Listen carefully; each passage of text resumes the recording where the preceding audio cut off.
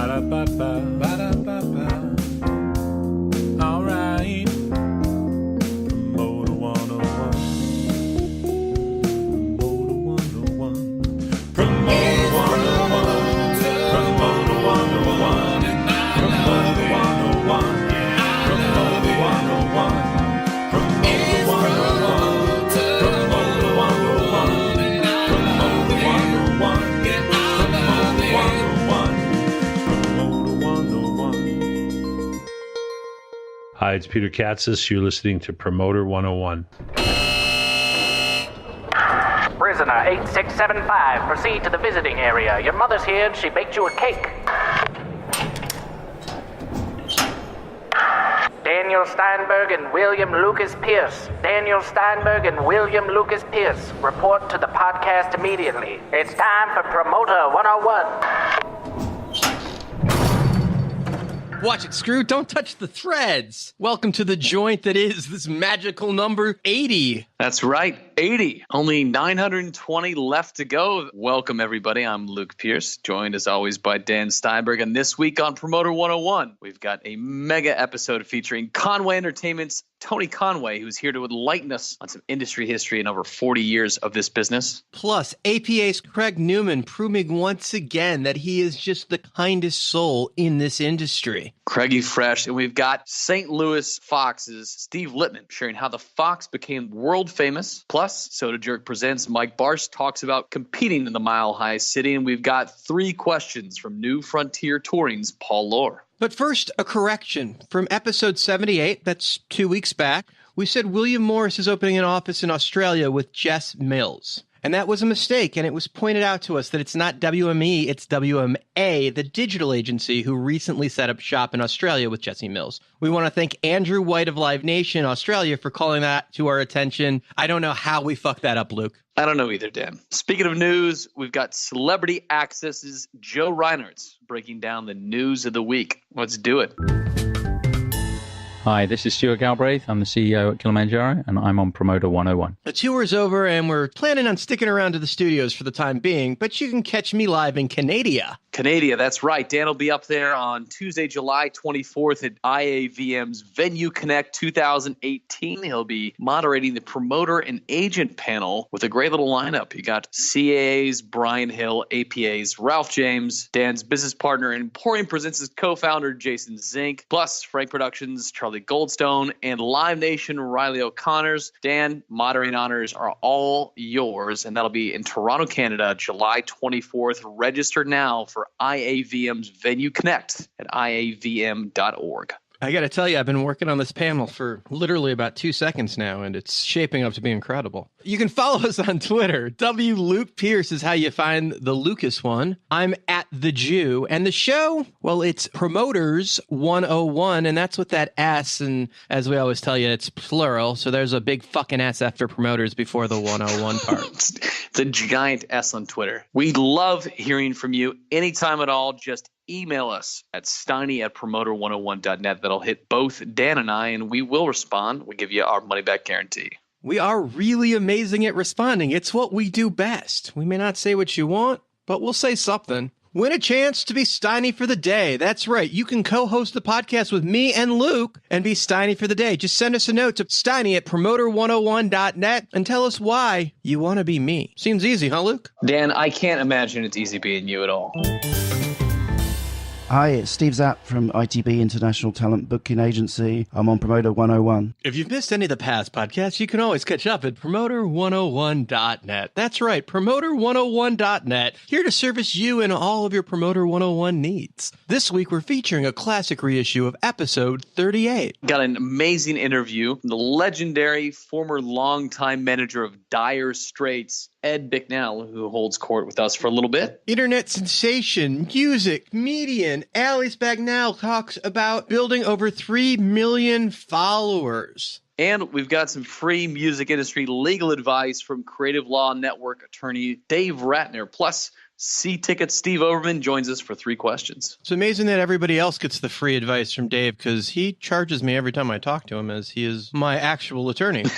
Don't you think it's time that you actually subscribe to Promoter 101? It doesn't cost you nothing. It's totally like a free service, dude. So sign up wherever you listen to podcasts and tell some friends. You can give us a review, shout us out on your Twitter page, or you can totally ignore us and just continue to listen for free because, you never really brought much to this relationship. Ouch. It's pretty harsh, Dan. I don't know how I feel about that. You need a hug? I do need a hug. It's a rainy Thursday in Nashville. Well, maybe one of our many, many listeners that doesn't subscribe and write reviews can embrace you tight at night. Wrap the arms around. I feel the love. All right, well, forget the review. Just a firm embrace for a friend, W. Luke Pierce, when you see him next. You can find me upstairs at Robert's Western World. With a good fried bologna sandwich. Probably a burger at Robert's, but I like where your head's at. And some chow chow? And some chow chow. Hey, what's going on? This is Bubbles. This is Julian. And this is Ricky. You're listening to Promoter 101.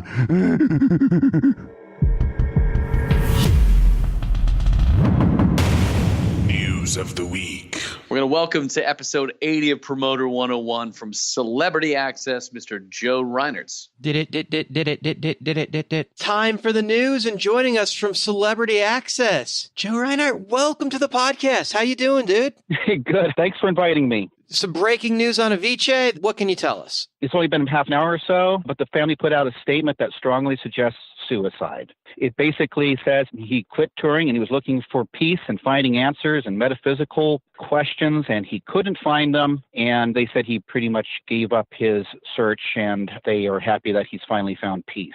There was a strong implication that he had a hand in his own passing. Great artist gone too soon. Yeah. You were also at the press conference for the MSG new venue. What can you tell us about that? Apparently, this is the third press conference that they put out. It was just basically the presentation for what the MSG Sphere is going to be in Las Vegas. They did go into depth as to what the audio will be like. That'll be all LED screens, the size, capacity, and it was really well received. It is 170,000 square feet of display, and it's all going to be LED screen. Now, I understand that it's like modular. You can actually shrink or make the venue larger. The full capacity will be about 18,000 seats. And they anticipate it to be debuting around New Year's Eve 2020. So it's Christmas time. I have this vision of Griswold Christmas, Irving trying to plug all the screens in like Clark Griswold and making them all work, and one screen being out and none of them working. Yeah, one screen goes out. One of the more interesting things is, sure, it's geared toward concerts, and Jim Dolan made sure that it was understood that that would be the case. But they kind of integrated that with two other things that they're going to be using it for. One being TED Talks and presentations, or corporate presentations for like a new line of cars or something like that. The other would be just to have the quote-unquote immersive experience. You bring in a orchestra and pretty much everybody just spends their time watching the walls with the LED screens. They're also going to be using almost like a Bose system where they will point speakers in direct areas of the venue, and then the floor will be a haptic floor, which provides the bass. We love what you're doing over at Celebrity Access, and thank you so much for being on Promoter 101. Thank you. My name's Tom Windish, and I'm on Promoter 101. I want to take a moment to shine a spotlight and give our affection and attention to Promoter 101's Badass of the Week. This week, it's none other than Golden Voice's Paul Tillett. He has changed the way Americans consume live music with the impact of the way he handles his festivals, the development of his events, like Stagecoach, Coachella, and Panorama. He has always been so amazingly supportive and such a positive impact on the music community, making him Promoter 101's Badass of the Week. Congrats goes out to you, T. Yo, this is Tommy Lee. Yeah, that T Lee. And you're listening to Promoter 101. Fucking turn this shit up, bitches. In our feature interview this week, we've got a very special interview with Conway Entertainment Group's Entourage Talent Management's CEO, Tony Conway, to enlighten us on some music industry history with more than 40 years of experience. Please welcome to the podcast, Tony Conway. Tony! Tony Conway, welcome to the podcast. Thank you. Pleasure to be here. Let's do a little history. How you found yourself working in the music industry. I started off right out in high school. I had a band. I was a drummer. I was booking the band, had fun with that, and went into college doing the same thing. But I decided that I wanted to get into the business side of music and not necessarily the music side. I was more interested in how to book a date and who the promoters were and what it cost. And when I got out of college, I decided to try to apply to different agencies around the country. Nobody would hire me. I had no experience. They all passed on me. So I opened up my own little agency in Nashville, Tennessee, in a 2-room office on 16th Avenue in the Buddy Lee building, which had nothing to do with Buddy Lee Attractions, but that's where I started. There was a Buddy Lee building that had nothing to do with Buddy Lee Attractions? My office had nothing to do with Buddy Lee Attractions. Okay. Just like... and they leased the first and second floors to people that weren't in the agency business. But that was the Buddy Lee. That was the Buddy Lee building. Okay, got it. So one night, I'd been there about 6 months, booking my little top 40 bands. One night, Buddy Lee knocked on my door and came in and said, "Hey, I know whenever I'm leaving," he left late at night, "you're still down here on the phones, cranking away. I can see your light under the door. If you ever want a job, just come down the hall, go up the elevator. I've got a desk for you." So I said, "Well, thank you, Mr. Lee, but I'm happy doing what I'm doing." Of course, that's what I really ultimately wanted to do, was work for a national agency. But why I turned it down that night, I don't know. So I go home, I tell my girlfriend, which is now my wife. She said, "You should take that job. Are you crazy? You call him first thing in the morning." So I did. And I was there for 33 years. 33 years at Buddy Lee Attractions. A long time. It was great. You know, I've seen 4 generations of artists that I've had the pleasure of working with since that time. So you go back to the early days when it was Roy Orbison and Waylon and Tammy Wynette and George Jones and that crew. And then the next generation, then the next generation, then the next generation. From Ricky Van Shelton to Garth Brooks to the Dixie Chicks to Jason Aldean to Miranda Lambert. Garth's going to sell 6 million tickets on this tour, or just did. He just passed 6 million. For a guy that is retired, pretty solid business. Is there a reason he's special and is not declined in any way, shape, or form after such a long break? The only thing I can say about Garth is he is the master of a mystery. You want to go see Garth Brooks, and when you do, you're totally blown away by the live show. His show is a combination of everything that's been going on out there for the last 30 years on live concerts. When you go back when he first started, when we were doing like Texas Stadium where he flew over the crowd, and when the stage caught on fire, I mean, this was unheard of in country music. So I think that audience was totally blown away by what they were seeing, and they would tell, it was a word of mouth thing. His secret's always been word of mouth. Man, I saw Garth Brooks last night. You got to go see him. He's also very good. He's a good marketer. He markets himself. Ben might be the national promoter, but Garth is the marketing person behind the tour. What Ben has been able to create with that, and I mean, obviously Garth's talent's a great place to start, but the fact that they're still selling that many tickets. Unbelievable. When you hear adding 6 shows in Spokane. Or 8 nights at Pepsi Center. I mean, it's absolutely crazy. He can leave the world for a minute, come back, and... It doesn't change. Doesn't change. It's absolutely incredible. And his merch numbers are astounding. So you said, in a few nights, Many nights back in the initial world tour, his merch would outdo his net. You talked about having a big stick one time. Was that something you wielded as a deal maker with Garth? Yeah. When we knew we were going to gross $250,000 in merch, we could use that to our advantage. And sometimes if the building wouldn't play along with us or the merchandiser who had the contract wouldn't play along, I had the authority to move buildings. So we just bypass that building and go to the next one. The world for you has always been stacked from the live perspective, right? You've been an agent, now a manager for Alabama and Randy Travis, acts that still working a ton. You're doing how many Alabama shows? To about 40 this year. That's incredible. Which is a lot. And so the world for you, which I think is why agents probably love working with you, is you've always stacked it from the live side of things. You've come at it from an agent's perspective. Taking time away from Buddy Lee and the sale of that to open up Conway Entertainment Group and Entourage Management, how has your world changed in the last decade or so since opening up? Hold on 1 second. You used the sale of Buddy Lee. Did you have equity? I was a partner, 50%. Yeah. So not just a little bit of equity. I thought that was important to acknowledge, and you brought up the sale. Well, it was interesting because those first 10 or 15 years at Buddy Lee, I kept getting hit on by a lot of different agencies. And I remember one time going to Buddy and saying, they're offering me $100,000 more a year than what I'm making. And he goes, well, I can't pay that. You're just going to have to do what you got to do. He said, but if you stick with me, one day you'll own part of this company. And he was right. Man of his word. Yeah. the sale of Buddy Lee was what year? You mean when I left? 2009. Yes. 2009. 10 years after Buddy had passed away. And I had actually made him a promise that I would stay there for 10 years after he passed away. And so 10 years to the day is when I resigned and offered to sell my share back to the family, and they bought it and opened up my new company. I heard a rumor that Buddy Lee's wife was the pro wrestling phenom, the Fabulous Moolah. Is that true? That's true. That was his first wife, or maybe second. But Rita Cortez, who was his wife with all of his children and the one I worked with, she was also a professional wrestler. Rita was young and beautiful and the wild new wrestler that Buddy was managing. When he married the Fabulous Moolah, Buddy was also a wrestler. Oh, I didn't know that. Yeah. I didn't know that. Yeah. He started wrestling when he was 18. He was born in the Bronx, New York, and his real name was Joseph Penhall. And he decided, I got to come up with a wrestling name. And there was a men's clothing store in New York City called Buddy Lee's Men's Clothing.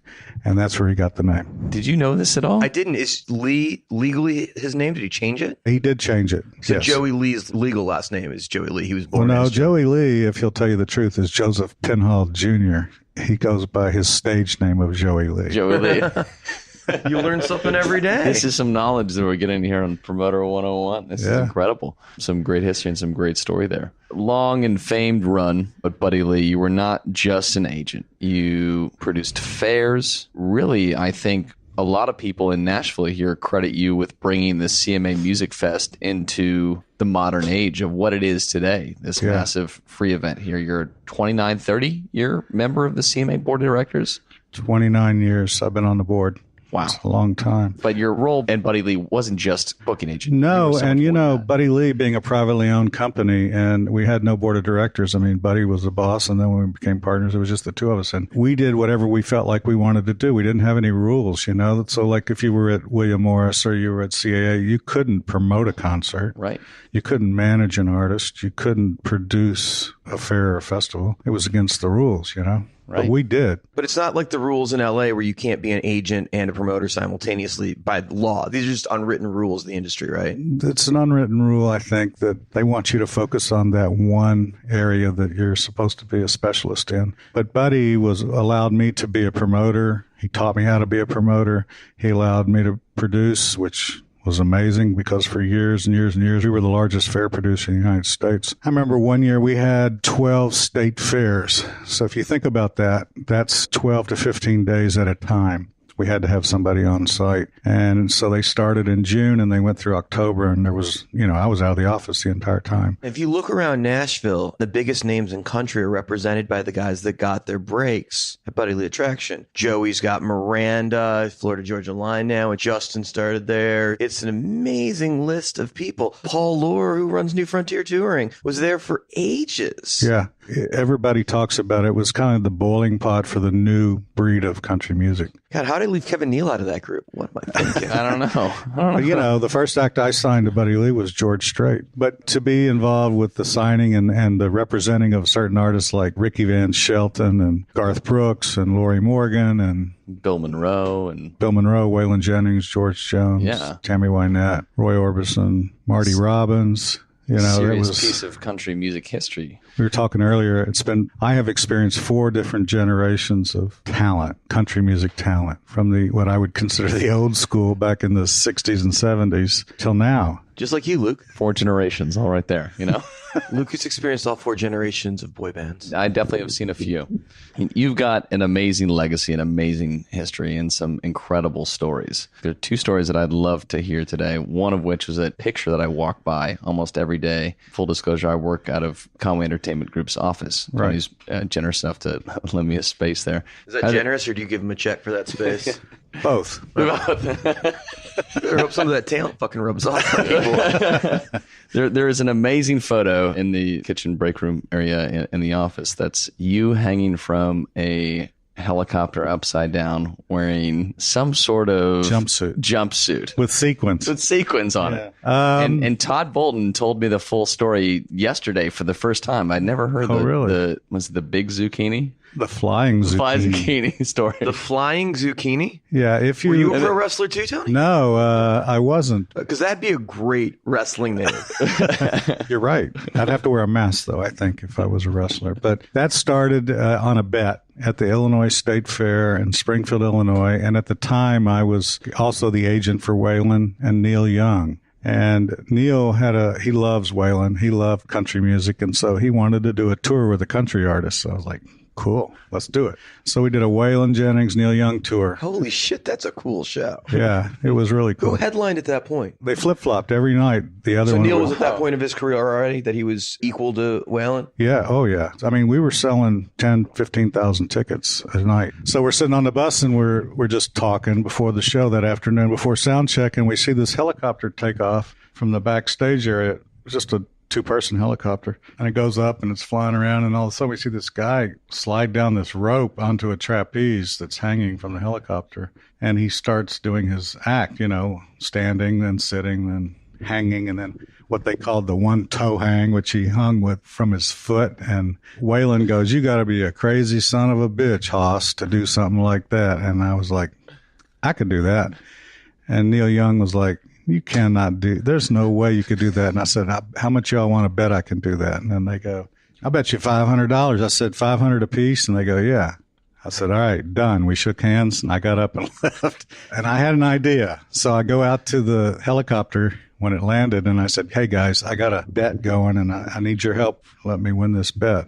They said, "What?" And I said, "Let me get into the outfit that you're wearing and let me get on the trapeze, but only go up about 10 feet and hover." He says, "No, we're not going to do that. You're crazy. It's ridiculous. It's very dangerous." And I said, "Look, I'll split the money with you. I got to do this thing." And they were like, "No, we're not going to split the money." So somehow I convinced them to let me, and they set up a trapeze backstage for me to practice on that afternoon. And, they said, "Here's how you hold on to it. Here's how you sit on it. Here's how you stand up on it. And if you ever want to do what they call a knee drop, you just let go of the ropes and fall backwards and you'll hang by your knees." What I didn't know is how to get back up. So, before gates opened, everybody gathers. There's a video of this somewhere, which I'm dying to get a hold of, but I've seen it a couple of times. So I stand on the bubble of the helicopter on the ground. The helicopter takes off. I step back on the trapeze, and once he's up about 5 feet, I'm like, cool, I've won the bet, and he takes off. Keeps going. He keeps going, and it's 100 feet, 200 feet, 500 feet, 1,000 feet. Nobody told the helicopter pilot the 10-foot thing, and I am scared shitless. I am nothing holding on to but this rope, and I just slowly slide down and sit down on this trapeze. And then he sort of hovers, he stops, and he's up about 1,000 feet. I can see the entire, it's like this view right here. I can see the entire city of Springfield, Illinois. I felt somewhat safe and comfortable at that moment, and I just said, well, I might as well do the 2 knee hang, and I let go of the 2 ropes and flipped backwards and hung upside down. And then the question was, how do you get back up? But I don't know how I did it, but I did it. And I swung and pulled myself back up, and I kept looking up at the helicopter. He's laughing and smiling at me, pilot, because it was a glass floor, and I kept going down, down. And he was like, yeah. Anyway, we landed and I jumped off, and it was the dumbest thing I've ever done in my entire life. But some pretty serious credit with Waylon Jennings there at that point, right? Yeah. You got Neil Young to give you $500. You found a way for an artist to pay an agent. I think that's incredible. Now that you've transitioned into the management world of things, how has life changed for you, and how has the management world brought a different perspective to the work that you were doing? Well, for all the years I was an agent, I dealt with every manager that you can pretty much name. It was amazing. And so I learned from them. And I always felt like if the manager would say no, or bump that up, or don't do that, or, okay, he would advise me on every deal. So I always felt like, what would I do if I was him in this situation? And sometimes I would do the opposite, or sometimes I'd do the same thing. But I said, if I ever get the chance to be a manager, I want to see if it works the way I think it does. And so far it has, I've been very fortunate. But with Alabama here, you had a band that was the biggest band in the history of country music, 43 #1 records, sold 70 million albums, and they broke up back in the early 2000s, and then decided to get back together. And I was fortunate enough to be there when they decided to get back together. We had known each other for 30 years. I'd had a lot of acts on their tours, and so they called me up and asked if I'd be interested. And at the time, they said they only wanted to do 25 shows a year, and they weren't interested in recording anymore. They wanted to continue the legacy of the band, you know? That was pretty much it. No new music, just the hits. 2-hour show, and they can get 25 songs in, but that's half of the hits. And every song is a hit. It's number one, which is Do crazy. they play the same show every night, or do they change it up? It's pretty much the same show, but they have this little running gimmick with each other, Randy and Teddy right now, that Teddy will say, somebody earlier today told me they wanted to hear such and such. It might be a song they hadn't played in 15 years or even rehearsed, and they get each other at night sometimes. Is the band so tight that they can just do that? The band is amazing. There's no tracks. There's no stems. This is all live. The harmonies. It's unbelievable. You just have to see it. I'd like to. So Alabama goes back in the studio. Southern Drawl was the first album in 17 years, right? Yes. That's what they didn't want to record, but they decided, oh yeah, let's do a new album. And then let's do a new gospel album. And then now Christmas album. And now let's do a new Christmas album. Yeah. Because you know why? Because people are buying them. They're selling, and they're selling a lot of products. We got to talk for a second about Bill Monroe, for sure. The father of bluegrass music. Yeah. One of your earliest and first clients? He was the first artist that I ever, I guess you could say, literally managed. He wanted a manager and an agent, so I jumped right in there because I love bluegrass music, and he was from Kentucky. I was from Kentucky. He had this whole, like people from Texas, if you're from Texas, you're okay. Well, he had this whole thing about if you're from Kentucky, you're really okay. So, yeah, I represented him for, 25 years until he passed away. But he was being honored by President Reagan in Washington, D.C. at the White House for being the only living American that created a style of music. Wow. Mid-'80s, early 80s? Early 80s. Yeah. So I asked him, I said, who do you want to take with you? And he goes, well, why don't you go with me? And I was like, okay. I'd go to the White House, of course, meet the president. We met in Nashville. We're at the airport. He gets dropped off by his bus driver. I'm there. And I say to him, where's your invitation? The Secret Service had said, bring the invitation. That'll get you through the gate. He goes, I left it on the bus in my briefcase. And I said, well, let's call the bus driver and tell him to go out to the bus, pick it up, and bring it back here because we have to take it with us. So it's like a 30-minute lag time. Anyway, the bus driver walks in, gives me the briefcase. We go through security. We get on a plane. We fly to Washington, D.C. The limo picks us up. They take us to the White House. I opened his briefcase to take out his invitation. Gave him mine. We get in the gate. We go into this main entrance to the White House, and this security guard goes, okay, I want you to come with me, and I'm going to hold you here until it's time for lunch with the president. So it's this big room with these oil paintings, and I remember it was an oval-shaped room. We walk in the door, and there's a silhouette of Frank Sinatra standing there. He's standing there looking at a painting, so his back's to us. And I'm like, holy shit, that's Frank Sinatra. This is like in the lobby, like the waiting room. Yeah, it's like a green room. Yeah.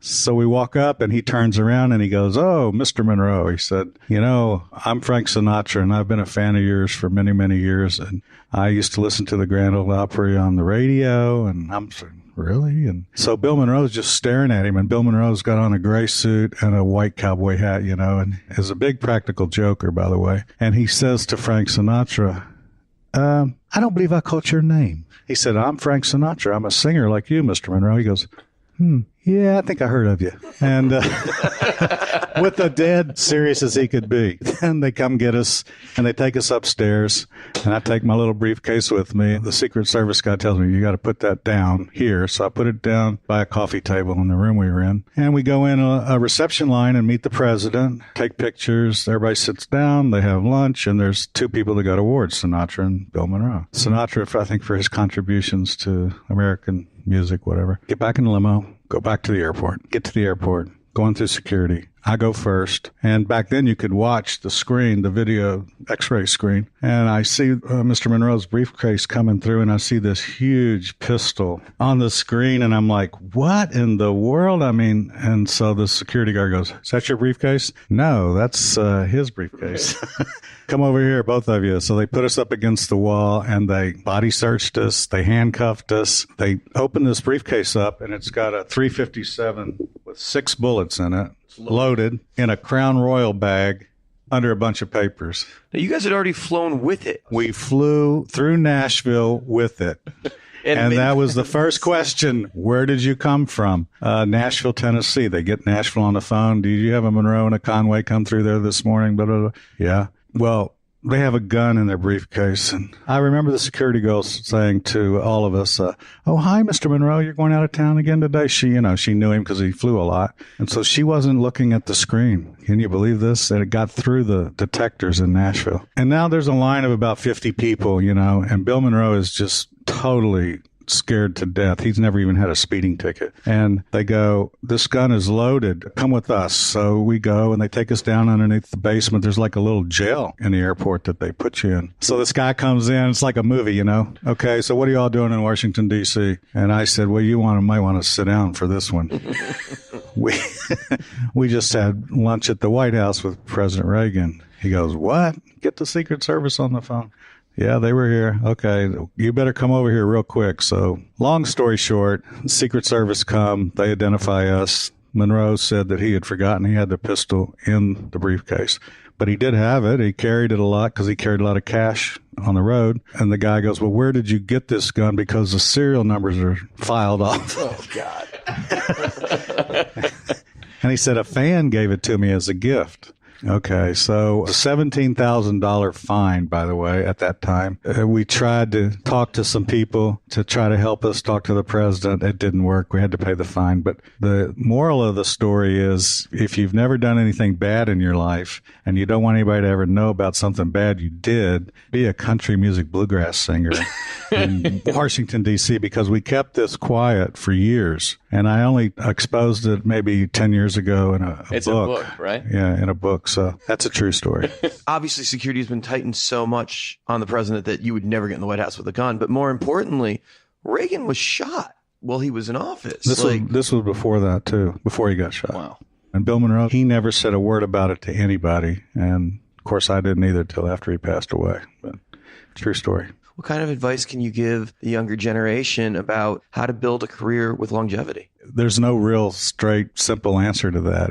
There's so many variables to it. But I think that if you are convinced, I tell a lot of people this, if you are convinced truthfully that you are as good or better than 99.5% of the artists out there on the road today, and you truly believe it, it's not something your mom and dad told you, it's not your girlfriend, it's not a bunch of your buddies, but if you really deep down believe this, then you have a shot at being successful in the music business. Let me ask you this one last thing before we let you go.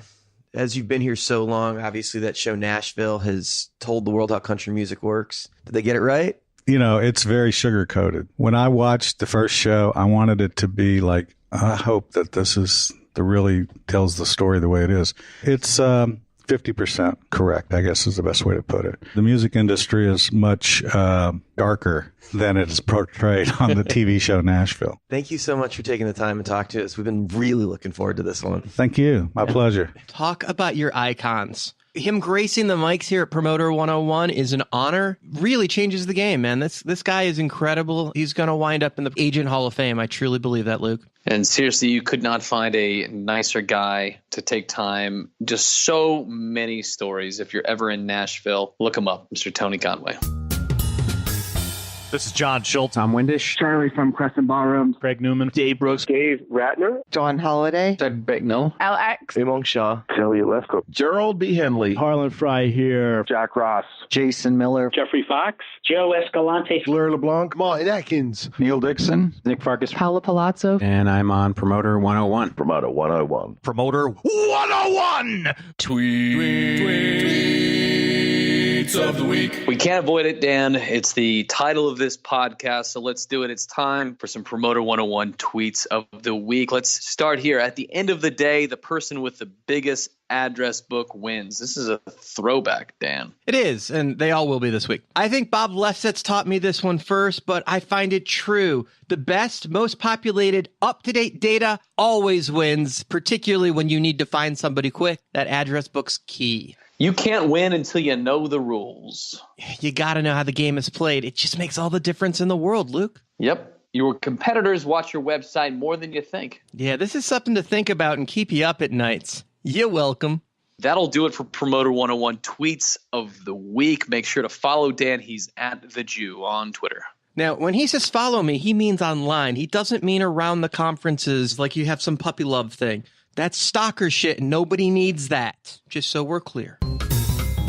Hi, this is Heath Miller. Becca Leifer. Ed Mike Cohn. Derek Dimmenstein. Jason Kupperman. Jason Miller. John Schur. Marcia Flessick. Mike Fruitman. Ricardo Bacco. Peter Schwartz. Nick Storch. I'm on Promoter 101. Promoter 101. I'm on Promoter 101. We're joined next by St. Louis Fox's Steve Litman, sharing how the Fox became world famous. The legendary Steve Litman. It's so good to have you here. Thanks, Dan. Appreciate it. I find it very ironic because we happen to be at the Peabody Theater and you're synonymous with the Fox Theater here in St. Louis. It's true, and everybody closely identifies me with the Fox, but actually I do shows here at the Peabody and I do shows all over the country. It's not just theater shows. You do all styles of shows. Exactly. I do a lot of music. I do some theater. I do a lot of comedy, special events, some children's entertainment. It just depends. And you program the Fox as well. Oh, yes, absolutely. Which is probably what you're most known for. Correct. How much of your business would you say is St. Louis?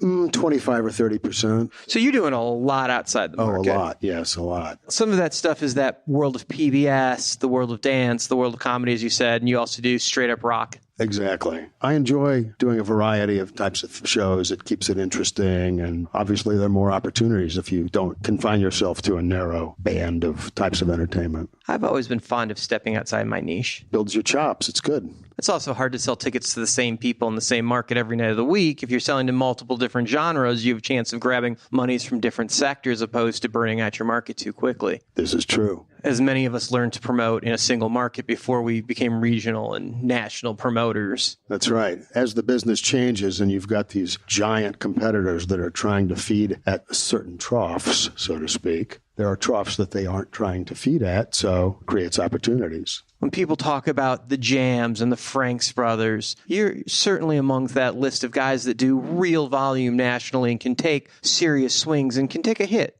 Fortunately. Let me find some wood to knock on. Being able to say you can take a real hit matters. The fact that you've done it and you can do it, you can live up to the word that you make. Naturally, that creates a level of confidence in managers and agents. And this is my advice to anybody. You don't want to bite off more than you can chew in the worst case scenario. You have to always constantly think about cash on hand, number of shows you're doing, the resources you're committing for marketing and production and your staff as you're spreading yourself thin across the country doing all this volume. How many shows a year are you taking on right now? It depends upon the year. 130 to 150 probably, and I'm trying to cut my volume down, to tell you the truth. The rentals at the Fox on top of that, because obviously the Fox is running more than 130. Oh, absolutely, right. And how many days a year would you say the Fox is running? In the twos. So between the shows you're doing in and out of the Fox and the calendar itself, it's 300, 350, depending on the year? Probably, yeah. The Fox has a huge Broadway subscription. The Fox has 30,000 subscribers. That's a nice thing to just base your year on right off the bat.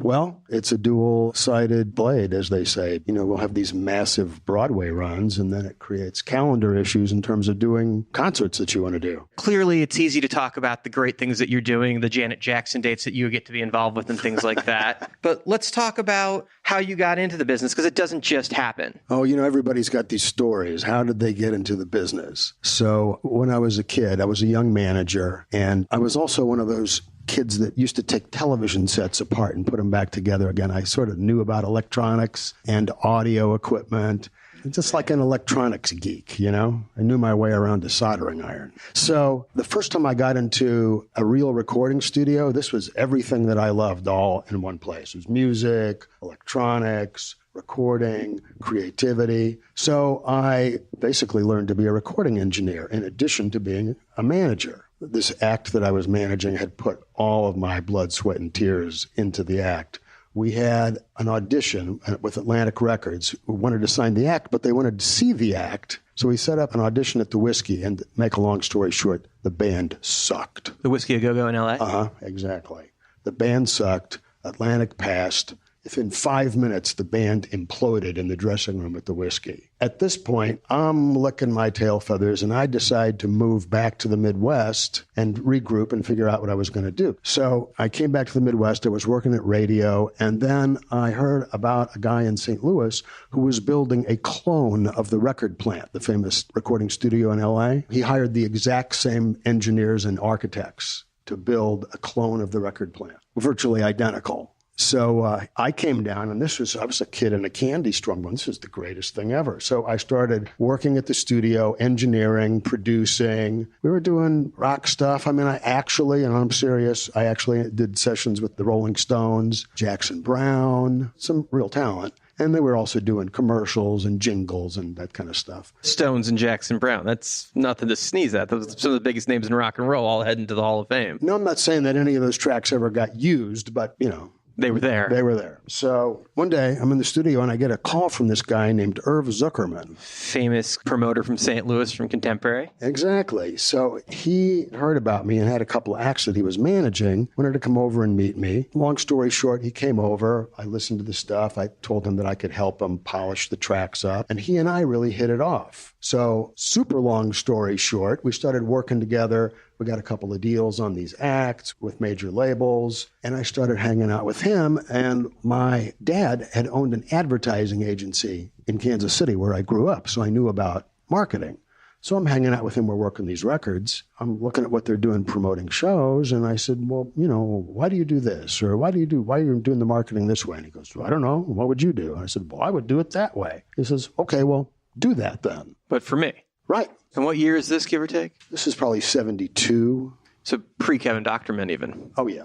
One thing leads to the other, and all of a sudden we're managing these acts and working the records, and I'm also getting involved in promoting concerts. And then I start doing some talent buying. And so fast forward the clock 10 years, and I decide to go out on my own and take the Fox on as a client. Forward the clock another couple of decades, and there you go. This is one of the best markets in the country, and you talk about Irvin. In all actuality, this is one of the biggest markets, not so much for concerts, but they were one of the biggest promoters in the world with their monster trucks and their theaters and their concert division all together under one roof. It was absolutely huge. I mean, it like dwarfed Jam, who seemed like a much bigger promoter at the time because of the monster sports and the theatrics and stuff. Yes, and some of that stuff developed after I left. The motorsport division and all that really took hold after I left. But a very massive company, and one of the early purchases from Clear Channel as they were rolling up companies, and Irv at some point wound up running Clear Channel Live Nation out of LA. He was the head guy. Exactly. He and Rodney Eckerman were co-presidents of whatever it was called at the time. So before Canada took it all over, it was St. Louis in the house. That's right. St. Louis has always been an interesting market. Depending upon when you look, it's somewhere in the low 20s in terms of ADI, and is a quirky market, is an interesting market. I always say, if you can make it here, you can make it anywhere.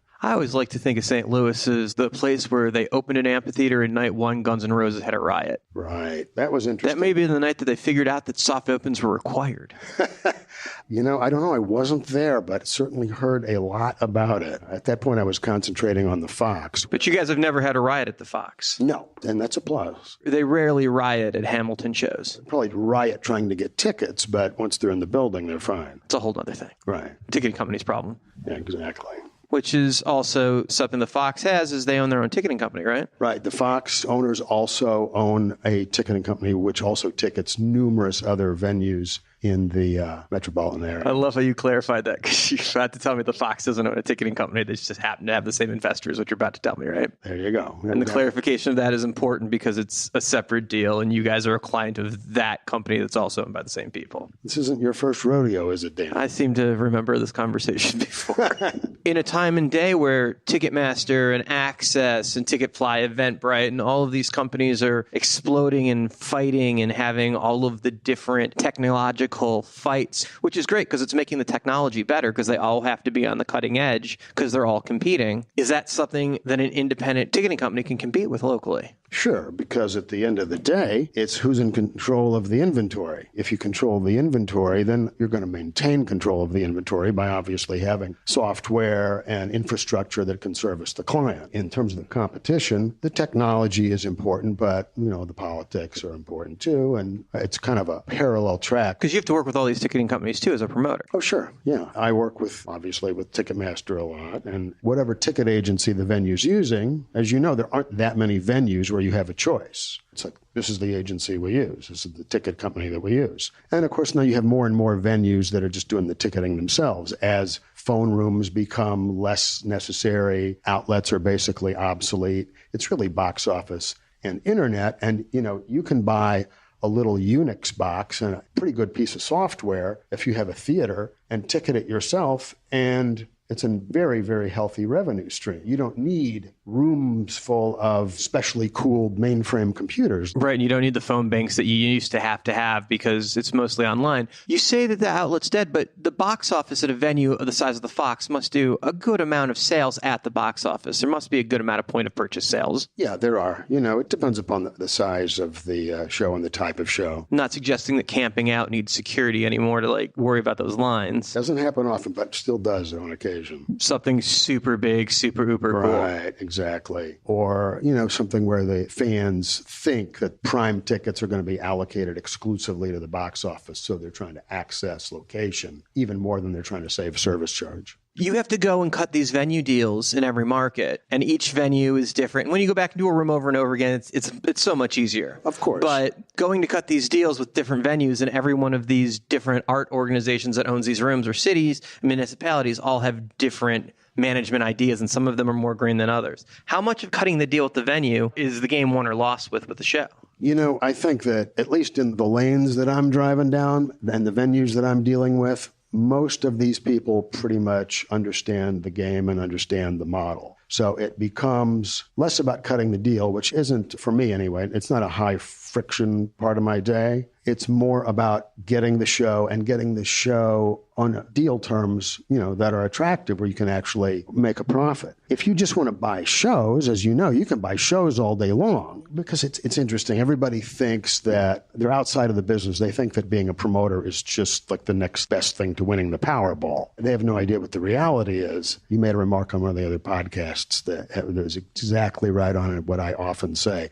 If the show sells out, it's the artist. If the show's a stiff, it's us. I think you're referring to Marsha Vlasic's interview where she said it's actually her, it's not me. Okay, when the show there you go. sell, Yeah, that was which it. I even like more because I always thought it was me, and she corrected me that it's not. The artist, unfortunately, doesn't really often remember the local promoter. Right. When it doesn't work, why did that happen? And I thought that was amazing insight to hear from her, as it sounds like you did too. But we always agree that if the artist sells the show, it was the artist. And if it didn't, clearly it's somebody on our side of the table. Right. So let's talk about cool. What's cool to you? Because looking at your calendar, you do some of the coolest bands in the world and some of the cooler theater acts in the world as well. But then again, you do some stuff that I think we'd both agree maybe not be cool to the mainstream, but probably makes a lot of money. So the business model and the definition of your target, where does that cool lie in? Is it making money? Is it making money on something that's cool? Or is it bringing arts to the community? And where does that hybrid come together? It's an interesting smorgasbord because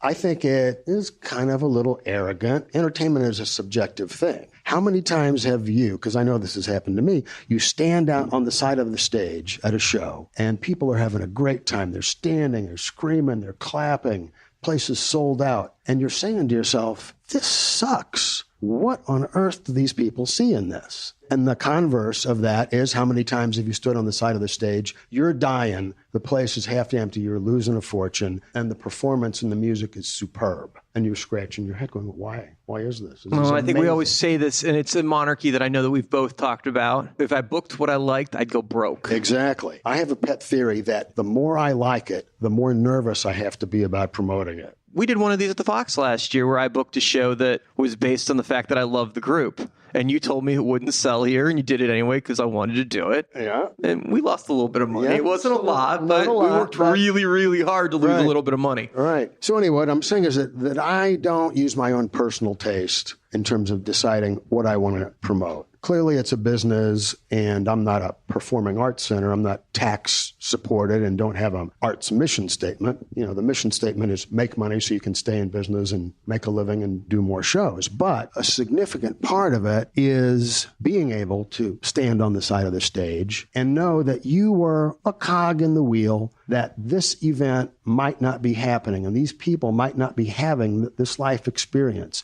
They might not be making that memory if you hadn't done your job, your part of the picture. Now, do you have that same vibe and feeling when you're booking, say, a game show live? Which we've both done. I'm as guilty as you are, and they sell. I have some on sale right now. Again, you can't be arrogant about the experience. There are people there that are making a memory and having a great time. So from that standpoint, even though it's not my taste, I'm glad to be a part of the... Some of the agents give me a hard time for cherry picking, and I'm sure you get a hard time for this too. But our job is to buy the best of the best and deliver the best to our fans.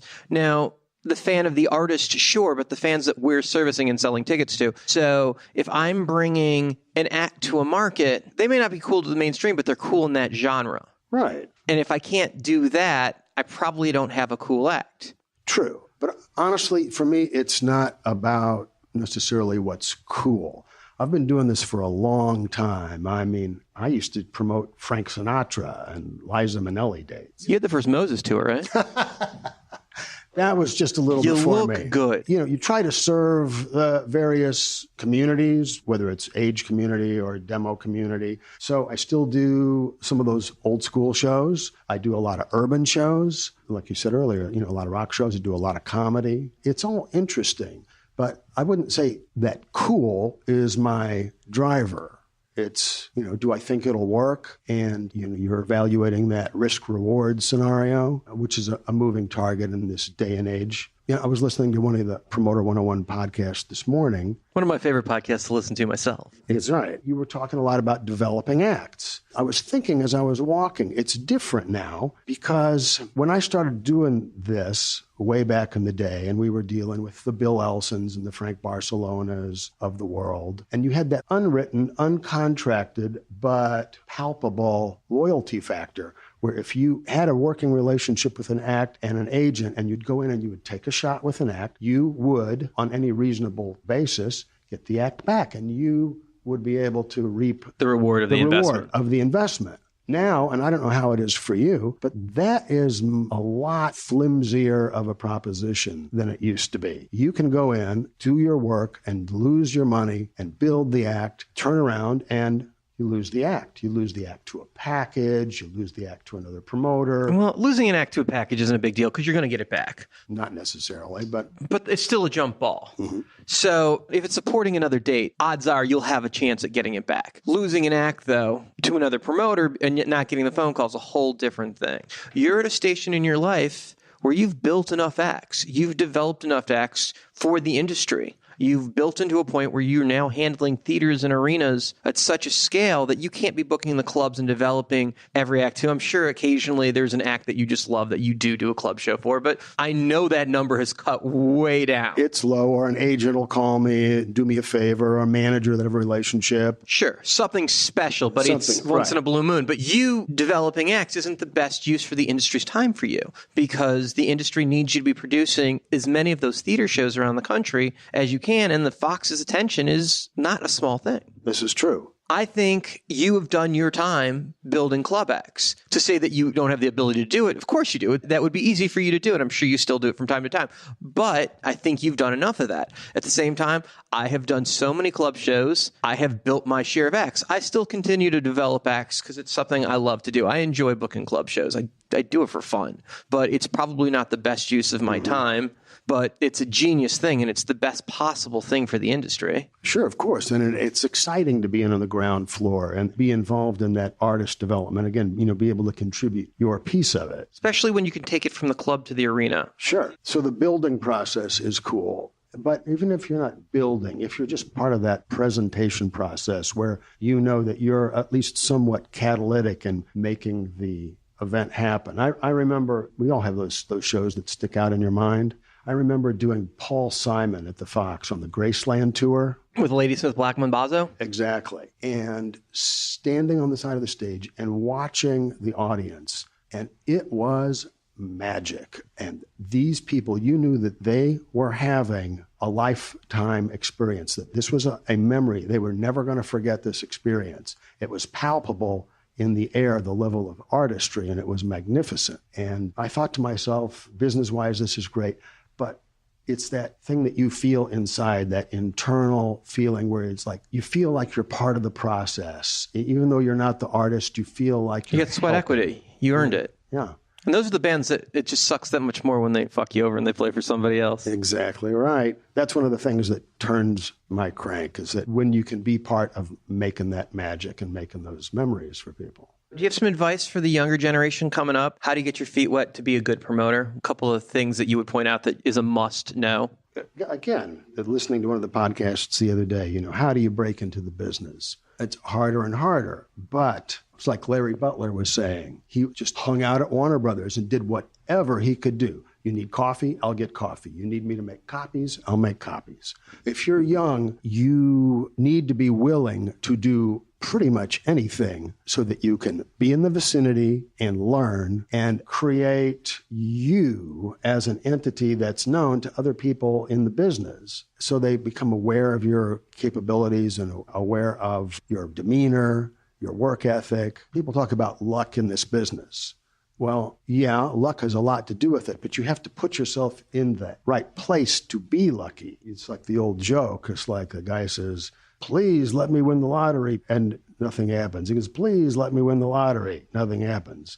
And then finally one day, like the clouds separate and a voice comes down from the clouds and says, do me a favor, buy a ticket. You got to put yourself in a position to be lucky and be noticed. I think also you need to be hungry, and you need to convey that you're hungry, and that implies that you're willing to do the work. You don't come in as an arrogant person. You come in as somebody who wants to learn and is willing, again, to do the work and to go the extra mile. It's become more of a sterile business where nobody wants to offend anyone and people are very careful. But we were never allowed to say, this is for me, this is what's going to happen for me. It was all about, we were lucky enough to be in the room. It's about the artist. It's not about you, stupid. Shut the fuck up and do the job. What I notice is that people are, like everything else seems to me in contemporary life, the rate of acceleration of change increases and increases. So now not only are people like you and I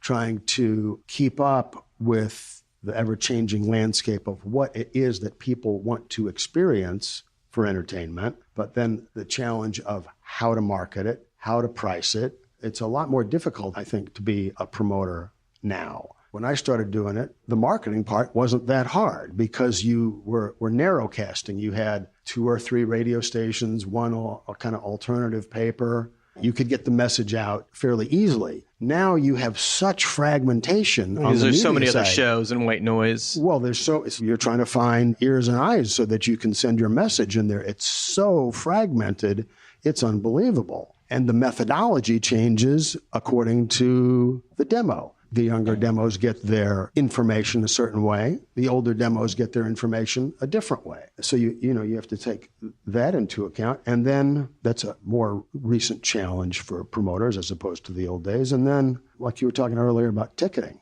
Ticketing is a rapidly changing landscape, and people are trying to figure out how to maximize revenue. Is that what it's all about, maximizing revenue? You and I are both promoters, so we're the ones ostensibly at risk for every show that we do. So if we're out there and we're making tickets available, and then you have brokers that are acquiring the tickets and marking them up substantially and making a profit essentially on our backs, not that the brokers don't take risk, I suppose, but that sends a message that the industry is struggling with. It's like, what are we doing here in terms of pricing these tickets? In terms of veneer, you want to look like your ticket prices are correct. But if you have a large number of people that are paying substantially more than face for the ticket, then you're obviously mispricing the ticket. The problem with that is that none of the participants on our side of the fence, the artist, the promoter, the venue, we're not making our share of that revenue. And it's not fueling the industry. You're talking about the secondary market. Right. I'm talking about the secondary market. So let's just distill it down and say, well, that's some number of shows that you might have taken a shot on that you're not going to take a shot on because the brokers don't promote shows. Right. So they're taking the resource out of the market by selling the futures. You're right. They're bastardizing the food chain, if you will. I want to get deeper into the whole scalper thing, and I'd love to talk more to you about that, but I see that as a panel coming up at one of the conferences very soon. Right. I want to thank you so much for taking the time and talking to us on Promoter 101. It's been a pleasure. Man, Steve does it by the book, an example of a great textbook promoter. Mike Luba, Madison S. Presents Promoter 101. Celebrating some birthdays this week. That's April 27th to May 3rd, 2018. Friday the 27th of April. John Harper, Brian Zisk, Scott Perry, and Zach Seppin. Happy birthday, guys. On Saturday 28th, we're going to wish a happy birthday to Evan Driscoll. Sunday, from Move Concerts, Fabio, and from High Road, Liz O'Hare. On Monday, we're going to say happy birthday to Kenny Weisberg. May 1st, this Tuesday. We're talking about Dave Rowan. Happy birthday, big guy. On the 2nd of May, that's Wednesday. Shout out to Tim Wilson. Happy birthday. Thursday the 3rd, Nick Light. Giant in this business. Fucking giant. Also, Adam Lewis and Paradigm's Jerry Lima. Happy birthday to everybody from the gang at Promoter 101. Do you envision us as like a street gang, Luke? I do envision us as some sort of street gang, like some sort of Jets and Sharks. Dan, we're going to have to learn to sing and dance, you know? What would our colors be? I see us as some warm colors, maybe some orange, maybe some red in there. I don't know. What are you thinking? Well, I mean, based on the colors of your pants, I would think it'd be something like magenta. Magenta? Is it majestic? Magenta. If I can fucking say it, magenta. Little throwback. Or mint. We would be mint, I would say. Mint or cream. For you beige fans. A little off-white. Eggshell. Our colors, eggshell and taupe. Yes. Yeah. Little blush and bashful. There you go. Fluorescent white. That's what we are.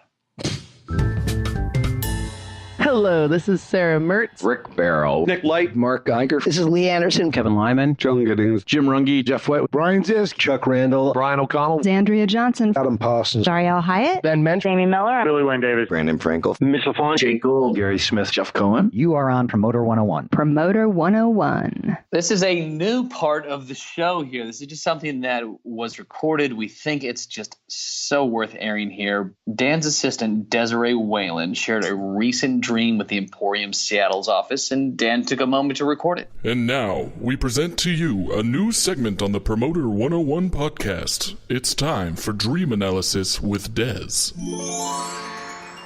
Desiree, tell us about your dreams. So I got sucked into the Ticketmaster inventory map and was literally walking through a theater, and all of the seats that I was passing were like color coded according to which ones were sold and which ones were hold. And I remember walking through and just being like, that's not right. Like, that one's actually a hold, or we don't have this many on hold for the artist or whatever. And it just goes to show that my life is being taken over by ticketing. It's fine. I think Des may be spending entirely too much time on the TM1 system. Anyway, there you fucking go. Hey, this is Brian O'Connell with Live Nation, and we are on Promoter 101. We're joined next by Philadelphia's finest, fellow Penn Stater, and one of the nicest guys in this industry, Mr. Craig Newman from the Agency for the Performing Arts. The great Craig Newman. Welcome to the show, Craig. You know I love Promoter 101. Well, clearly you're the voice and melody behind our theme song, which I want to thank you for. The song's called Tongue Bath. Yes, sir. Thought it was appropriately named. It's an earworm for sure. It gets stuck, buzzing around. It's Promoter 101. It's honestly, there's two things I want to say, and I want to thank you for letting me do it. One thing, it certainly opened up some floodgates creatively for me to start working at my home studio a little bit more. That was sort of like the first jump back into setting back up the mic, getting my MIDI keyboard out, and I'm actually writing a song a week now with a separate songwriting group, but doing this song was something that really jaunted that back. And two, I can't tell you how many nice compliments I get from admirers of the podcast, listeners of the podcast, who connect the dots. They'll come up to me and say, you know, I listen to this podcast. I'm learning so much from it, and I really look forward to hearing the music at the beginning, and I found out that was you. And so it's very flattering. We try to make sure we give you credit and give you a shout out on that every couple of weeks. And for those younger folks out there, when you have a minute, take a listen to the theme music from the television show Taxi, which was a show in the late 70s, early 80s. early on, Tony Danza. I mean, a lot of actors got their start on that show. Danny DeVito. Danny DeVito he looked like an old man back then, Danny DeVito, but it was 40 years ago. I think he was in his 30s when he played that role. But go back and listen to the theme music from that show. There is just this amazing, warm... The opening scene where the taxi's coming across the bridge. And the Rhodes comes in. And it's this warm sound. And when you asked me to write the song, I had, for some reason, that stuck in my head.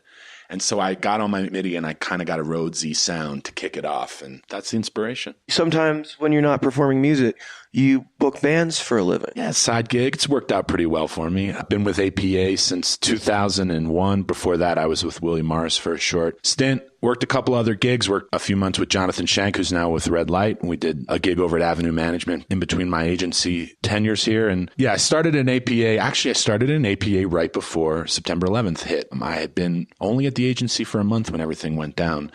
Here I was, having been an assistant at William Morris, came over to APA where they were developing this contemporary department because APA had a lot of jazz and sort of throwback artists. We like to say middle of the road, and agents like Andrew Simon and Josh Humiston were developing this contemporary department with Troy Blakely as their senior mentor. And it was a perfect time for me to come in with a little bit of experience from William Morris and the ability to get on the phone and sell shows. And Josh took me on and really gave me wings to spread and to get out there and sell and to rep. And it was great.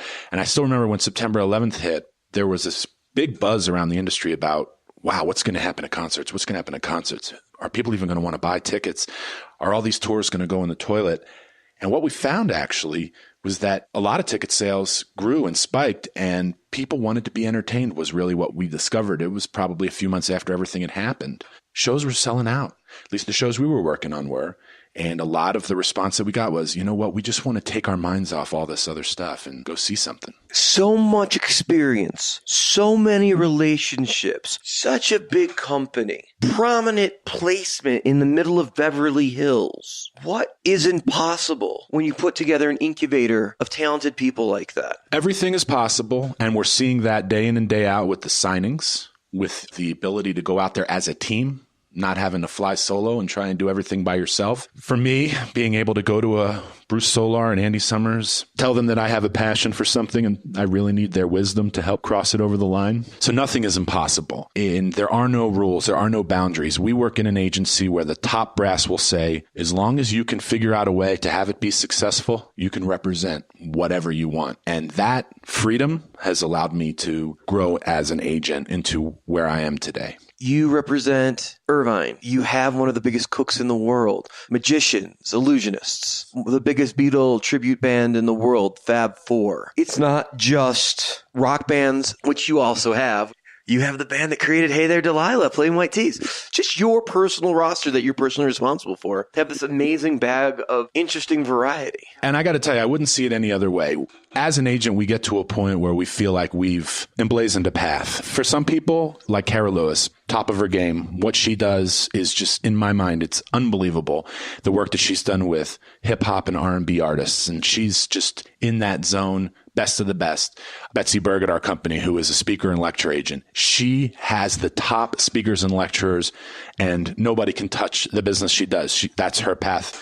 Some agents go after country music. Some agents go after rock. Some agents feel more comfortable working with classic rock artists and stay away from contemporary.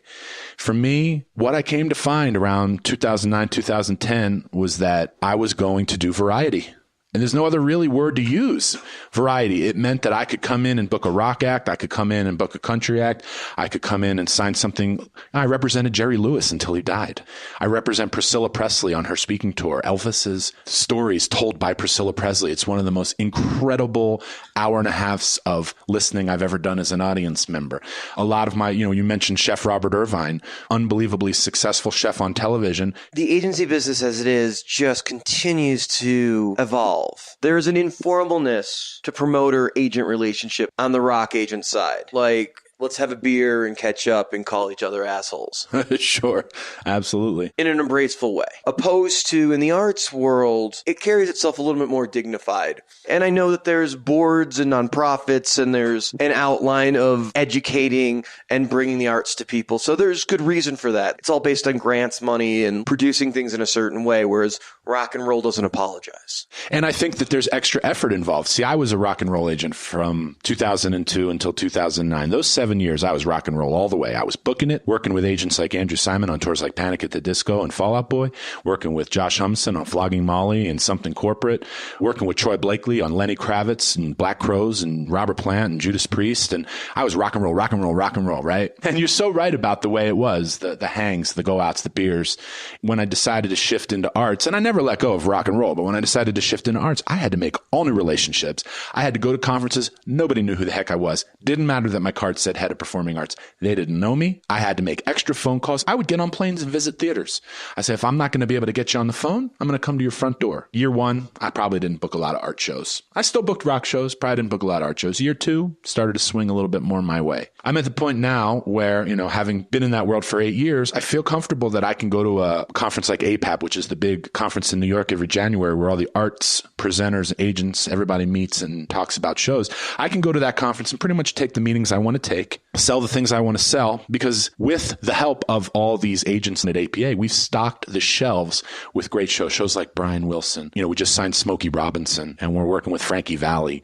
Performing arts centers, they're not just going to do opera. They're not just going to do Broadway. They're not just going to do dance. They're going to get a little bit of everything. And one of the bits is going to be pop music. If we have something to sell them that's going to do really well for them, it also opens up the door for us to present new ideas to them like Robert Irvine Live. Are art centers only looking to do the vintage heritage names, or are they looking to get into some of the younger, hipper things that maybe you might see at a Windish agency that maybe Andrew Ellis represents at your agency? So glad you asked that. The shift is on, man, and they are starting to really open themselves up to artists who want to play in that setting. I look at an artist who we represent, Andrew McMahon, or I look at a Ben Folds. I look at artists who have played those big rock situations, or they've been on Warped Tour, or they've been to Lollapalooza, and yet their music translates so well into a seated theater environment. Flaming Lips, something like that. Exactly. And you get on the phone with a presenter. You're going to have the presenter is the person who's buying for the Performing Arts Center. In my mind, two kinds of presenters. One who's really going to have their finger on the pulse of what's going on now, and those who not doing contemporary music, and you have to educate them. Either way, you get on the phone and you say, hey, I've got Flaming Lips, or I've got Andrew McMahon, or I've got an artist who is clearly proven themselves. They're on the radio, they're playing events, they're playing festivals, but they have a show where they can take their fans into a more intimate situation, which leads me to something with the Plain White T's that we've talked about, which is, now that they've been a band for over, they're going on 20 years. They've got a lot of footage. They've got a lot of memories captured in video. What if you could go see your favorite artist, but not just hear the hits? You can sit, you can enjoy yourself, hear the hits, hear the stories behind the hits, see some footage. It becomes a 3-dimensional multimedia show, and performing arts centers are clamoring for material like that. So yeah, contemporary music can certainly work and is working. And I want to point out just real quick, I made Flaming Lips an example. They're not actually a client of your agencies, Right. but you were using them as well as an example of an act Sure. that was versatile, that could be on either side. At no point claiming that they had switched agencies. Is it going to make me sound like an old man to say that I like to sit when I see my shows? I think a lot of people do want to enjoy the show and not think about the guy jumping up and down in front of you. I mean, there's moments for that. If I see Social Distortion, I want to see him in a ballroom where we're standing and we're mixing it up a little bit. But you've done shows at the Greek Theater. I have. Pretty rockin' shows at the Greek Theater, but Greek Theater is seated for the most part. And yeah, there are opportunities for fans to stand up and enjoy it, but boy, oh boy, they can also sit and enjoy the show, and it's great. Bands are versatile and talented, and they play different shows at different points of their career, and different songs have different themes. And I think different artists do too. So there's some artists, when you see them play like Social Distortion at the Ryman's, a seated venue, I was bouncing off the walls. It was so good. I've seen them play the Showbox sold out for multiple nights and standing all night long, bouncing off the walls. One's a seated venue, one's a standing venue. Different vibe, but great shows nevertheless by the same artist. It's important for agents to just take into consideration that theaters and performing arts centers are places where their artists can play. And I have seen the shift as well. Other agencies, they've got people in place, head of performing arts centers. They're all coming to the conferences. They're taking it very seriously.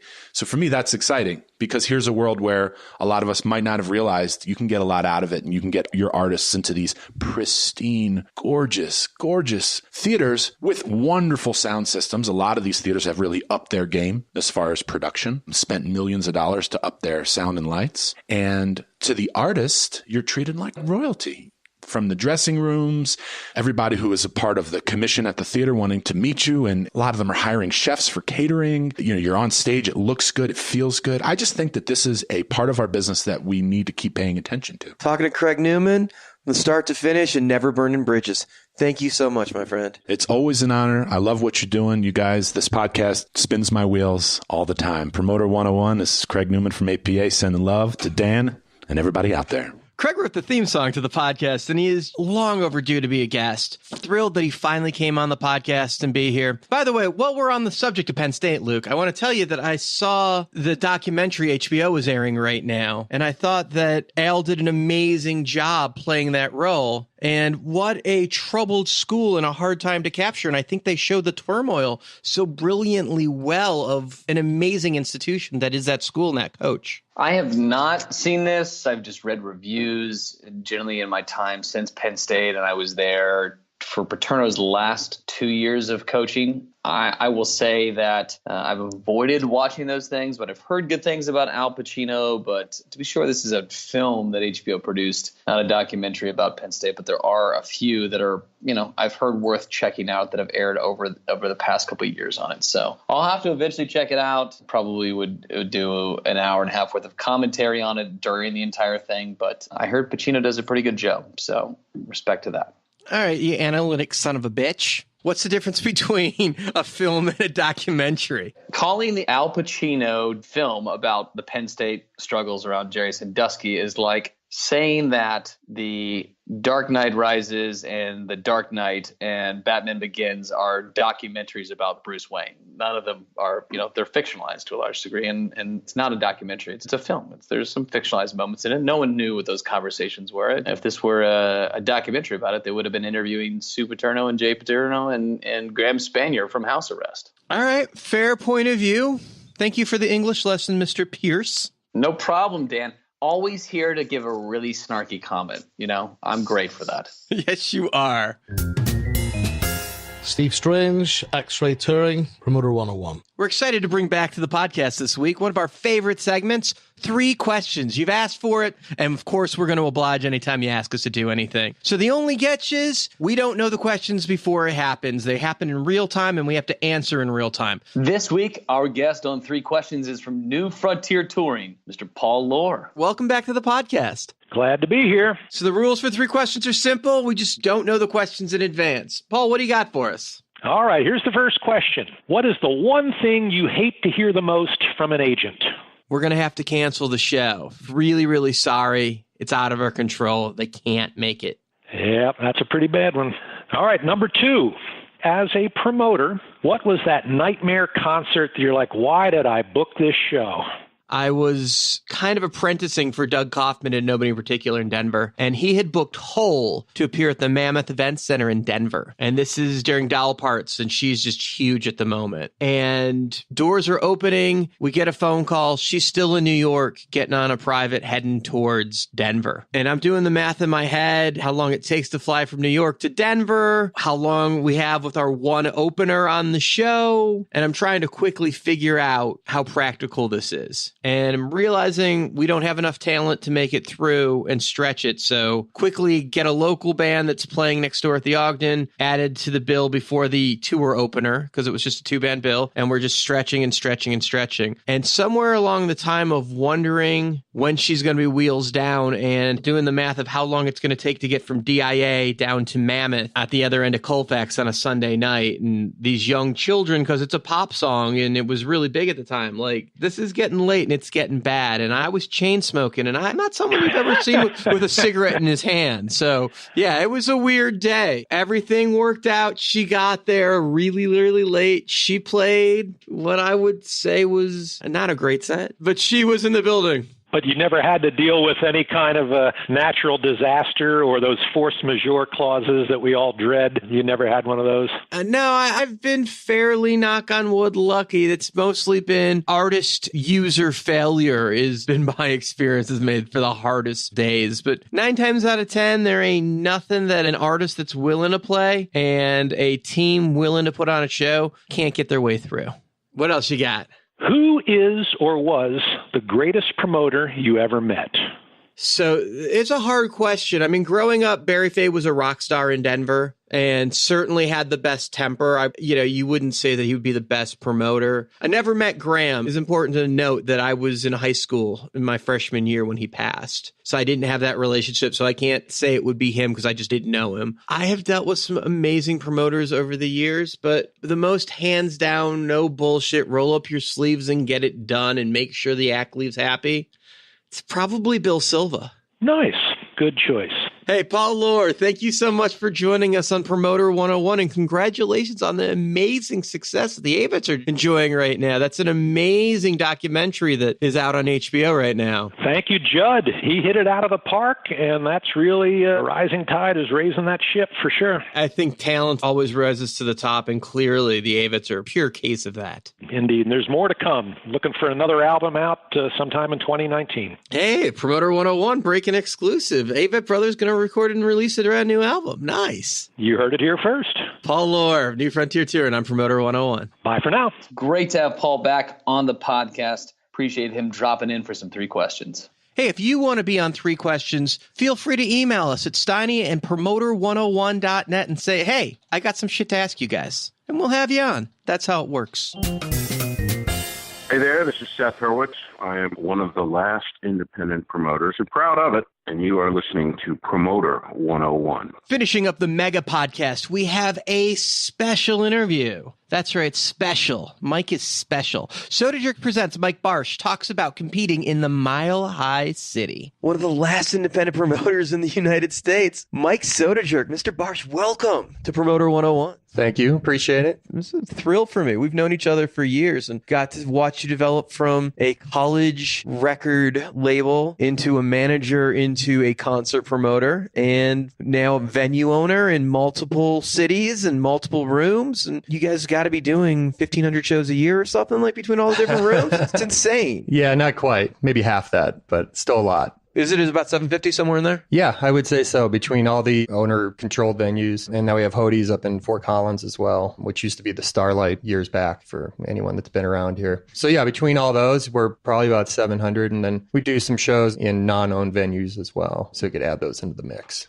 Colorado is pretty much your stomping ground. You stay within the state for the most part. Right. Yeah, exactly. I get asked that a lot, like, oh, why don't you do something in Salt Lake or Albuquerque? Because those markets suck. I don't know them, so I don't feel like I would do a very good job there. I'd rather just stick to what we know. Obviously, we do a lot of heavy shows. Our staff's pretty well versed. You have really focused on the venue side, owning the dirt, selling the beer, selling the merch, controlling your own calendar, and filling dark nights. That's always been your bread and butter. Well, not always, but that's what it evolved into. From the time you opened the Black Sheep. Right. The Black Sheep was the first venue that we actually owned and operated. But prior to that, I was a promoter. So I was going into other people's rooms, paying them rent, buying the acts, selling the tickets, and we would live and die on whatever we made at the door. But we were missing all the other revenue. We were missing all the ancillary revenue. And I mean, all money aside, beyond that, we had lack of control as well. I mean, we had lack of control in terms of how the venue was treating the artist, how the venue was treating our fans, all that type of thing. I mean, no matter what we tried to do to make that a good experience all the way around, you're still in somebody else's room and you're still kind of at their mercy. So it became apparent early to me that if we really wanted to control everything and the experience and continue to grow and make this thing last, that we had to own and operate our own venues. Now, you not only do your own venues, you said you promote outside the room, and that's led you to some really big shows.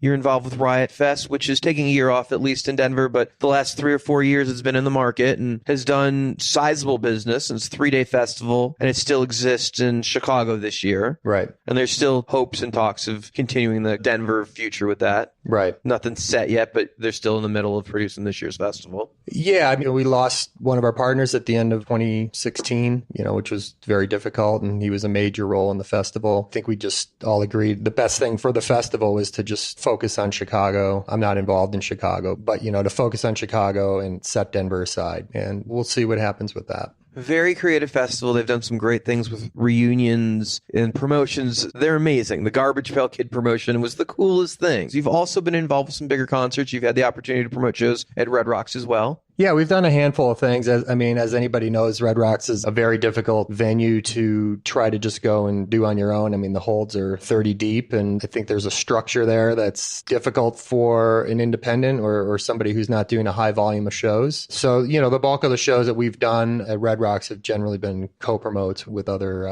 larger promoters, and mainly just given our history with those acts. People have wanted to include you and keep you guys involved. So obviously you're doing a good job. People are coming back to you and making sure you're being included in the bigger picture shows. Yeah, which is great. I mean, we always appreciate that whether it's the artist or their management or the agent, to have them continue to include us as the act is growing like that, it's great. Some people say that Denver's a competitive market. Would you agree with that? I have no idea what they're talking about. Right?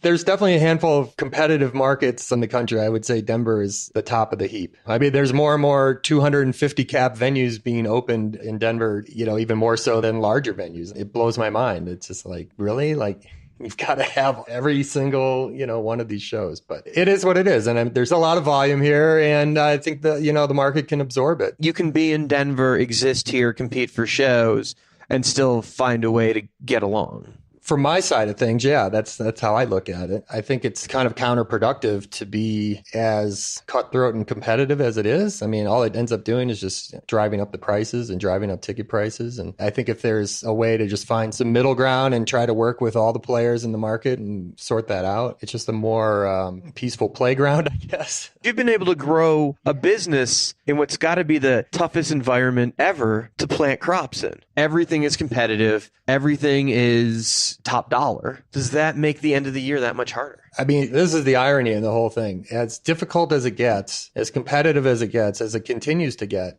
every year is better and better. When you would think that we would be declining or our competition is taking a bite, we're actually growing and doing better than ever.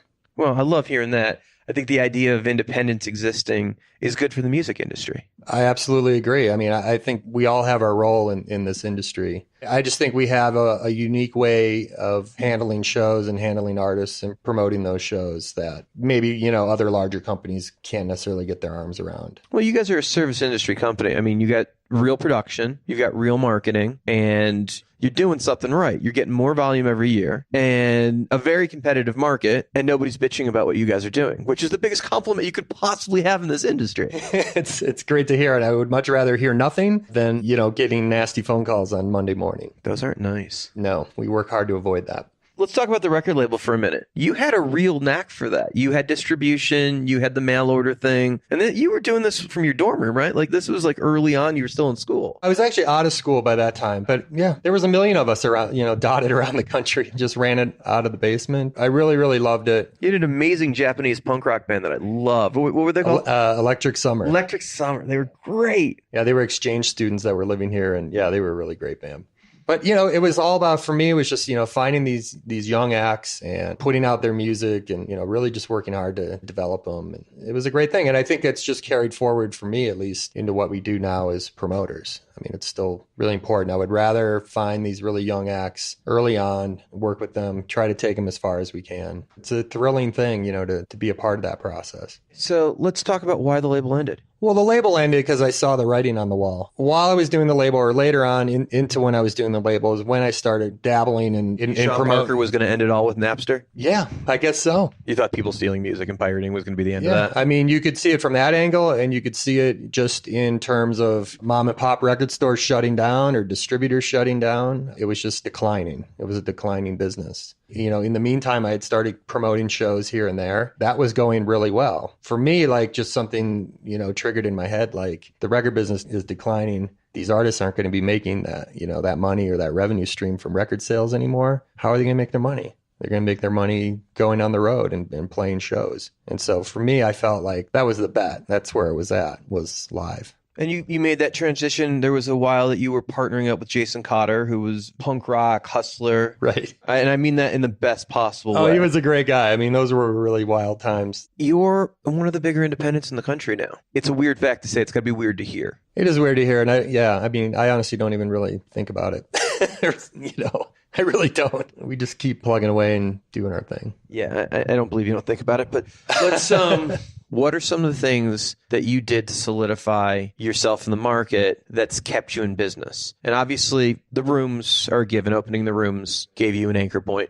But what else were the cornerstones of your business that made it so you were able to build a thriving business? Well, I think part of it is timing. And I mean, you're from here, so you know. I mean, Denver was a very different place 20 years ago. The landscape here was quite a bit different. Barry was kind of on his way out, and then there were no large promoters to speak of. There was no Live Nation or AEG in the market. There was nobody in particular. There was NIPP, right? That's what I was getting to. So they were kind of the guys, right? At least for club level. And some crappy little independents, too. Right. But it allowed us to be kind of the DIY guys, right? And to kind of carve out our niche and do our thing. I think if you run a good business and you're good to people and you're good to the artists and the fans, like time is on your side. And as time goes on, you just grow and grow and grow. And those relationships continue to build. And, you know, we were here first. We're here first. Get in early and just wait it out. Well, no, get in early and work your ass off. I like that.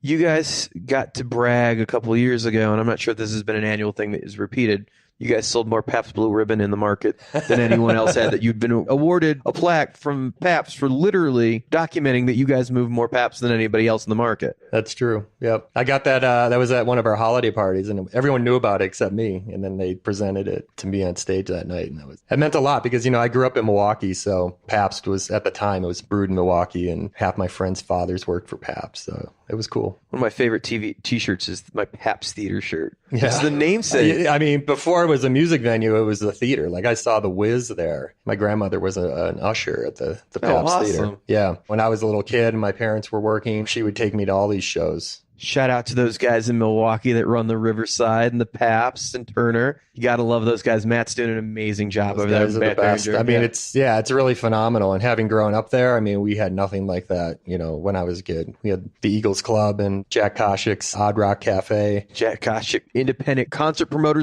/ wrestling promoter. That's right. And obviously the Rave, which all the cool punk rock shows happened. Well, it was the Eagles Club back then, but yep. Right. Leslie West with her 4 beautiful venues. It's a very cool thing. I love that setup. All good independents. And there's another great market with solid independents. But yeah, Denver's a different market like that. They had NIP, and before they all conglomerated, Guest Presents. Jesse was here doing not a lot, but some serious size shows when he did them. Right. Big stuff like White Zombie, Pantera at Red Rocks. Like, independent promoter promoted that show that was probably only doing 60 shows a year. Yeah, I mean, there was Dog, right? There was Bill Bass. Small acts, yeah. Maven Productions, Nona Gandelman. Yeah. I mean, not necessarily competing with most of what we did, but Ani DeFranco was selling out Red Rocks for a very long time, and that would be a Nona show. Mm-hmm. Right. Even Rob Marshall from Road Home would be selling out Red Rocks in the Denver Coliseum with DC Talk and Newsboys. Some of these bands coming in selling 10,000 tickets, like random independents, but there were a bunch in Denver. Which is really remarkable, I mean, if you think about it, because that's pre-internet, right? Those guys were selling lots of records, too, to get to that point.